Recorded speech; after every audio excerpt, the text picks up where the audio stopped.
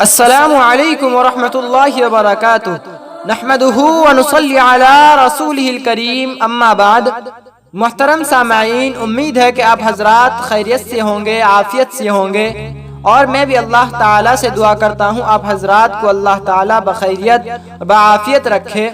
آپ بھی دعا کریں کہ اللہ رب العزت پوری امت مسلمہ کو بخیریت اور بعافیت رکھے۔ محترم سامعین، میں نے کل کی ویڈیو میں نجاست کے پاک کرنے کے کیا طریقے ہیں اور نجاست کی کتنی قسمیں ہیں اور وہ کیا کیا ہیں، میں نے آپ کے سامنے رکھا تھا۔ محترم سامعین، میرا آج کا موضوع بھی اسی موضوع کے متصل یعنی نجاست کے پاک کرنے کے بیان کے متصل ہے، یعنی پارٹ بائی پارٹ میں آپ کو سمجھانے کی کوشش کر رہا ہوں۔ محترم سامعین، مسئلہ نمبر 10، مچھلی کا خون نجس نہیں ہے، اگر لگ جائے تو کچھ حرج نہیں۔ اسی طرح مکھی، کھٹمل، مچھر کا خون بھی نجس نہیں ہے۔ مسئلہ نمبر 11، اگر پیشاب کی چھینٹیں سوئی کی نوک کے برابر پڑ جائیں کہ دیکھنے سے دکھائی نہ دیں تو اس کا کچھ حرج نہیں ہے، دھونا واجب نہیں ہے۔ مسئلہ نمبر 12، اگر دلدار نجاست لگ جائے جیسے پاخانہ، خون، تو اتنا دھوئے کہ نجاست چھوٹ جائے اور دھبا جاتا رہے، چاہے جتنے دفعہ میں چھوٹے۔ جب نجاست چھوٹ جائے گی تو کپڑا پاک ہو جائے گا، اور بدن میں لگ گئی ہو تو اس کا بھی یہی حکم ہے۔ البتہ اگر پہلی ہی دفعہ میں نجاست چھوٹ گئی تو 2 مرتبہ اور دھو لینا بہتر ہے۔ اگر 2 مرتبہ میں چھوٹی تو 1 مرتبہ اور دھوئے، غرض کے 3 بار پورے کر لینا بہتر ہے۔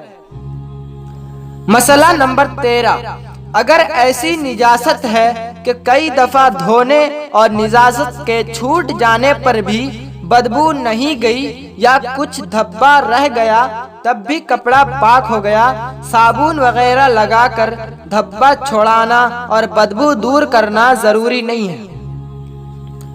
مسئلہ نمبر 14، اور اگر پیشاب کے مثل یعنی پیشاب کے جیسے کوئی نجاست لگ گئی جو دلدار نہیں ہے تو 3 مرتبہ دھوئے اور ہر مرتبہ نچوڑے، اور تیسری مرتبہ اپنی طاقت بھر خوب زور سے نچوڑے تب پاک ہوگا، تو اگر خوب زور سے نہ نچوڑے گی تو کپڑا پاک نہ ہوگا۔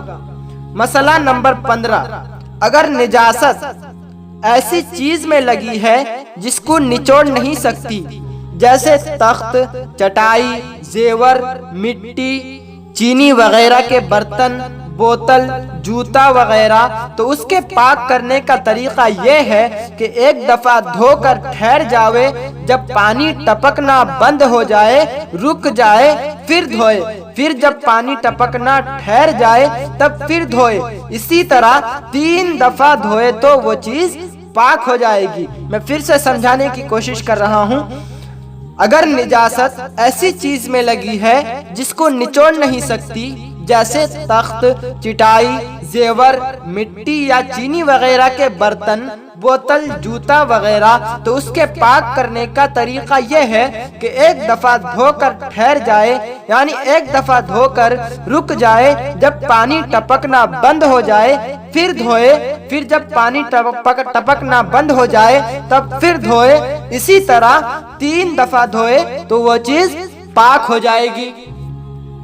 مسئلہ نمبر 18، جوتے اور چمڑے کے موزے میں اگر دلدار نجاست لگ کر سوکھ جائے جیسے گوبر، پاخانہ، خون، منی وغیرہ، تو وہ زمین پر خوب گھس کر نجاست چھوڑ ڈالنے سے پاک ہو جاتا ہے، یعنی چھڑا دینے سے پاک ہو جاتا ہے۔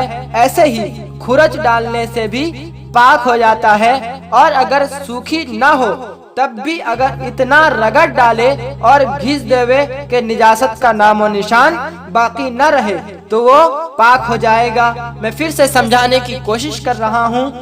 جوتے اور چمڑے کے موزے میں اگر دلدار نجاست لگ کر سوکھ جائے جیسے گوبر، پاخانہ، خون، منی وغیرہ تو وہ زمین پر خوب گھس کر نجاست چھڑا ڈالنے سے پاک ہو جاتا ہے، ایسے ہی کھرج ڈالنے سے بھی پاک ہو جاتا ہے۔ اور اگر سوکھی نہ ہو تب بھی اگر اتنا رگڑ ڈالے اور گھیس دے کہ نجاست کا نام و نشان باقی نہ رہے تو ایسی صورت میں وہ پاک ہو جائے گا۔ مسئلہ نمبر 19، اور اگر پیشاب کی طرح کوئی نجاست جوتے میں یا چمڑے کے موزے میں لگ گئی جو دلدار نہیں ہے تو بغیر دھوئے وہ پاک نہ ہوگا۔ آج تک کا میرا موضوع یہیں تک رہا، کل سے انشاءاللہ تعالی پارٹ بائی پارٹ میں آپ کو سمجھاتا رہوں گا۔ آپ لوگ میرا ساتھ دیجئے اور میرے چینل کو اگر آپ تک سبسکرائب نہیں کیے ہیں تو میرے چینل کو سبسکرائب کر دیں تاکہ اگلا مسئلہ، اگلا پارٹ آپ کے پاس پہنچ جائے، آپ کے موبائل پہ پہنچ جائے۔ رہتا ہوں فقط، والسلام علیکم ورحمۃ اللہ۔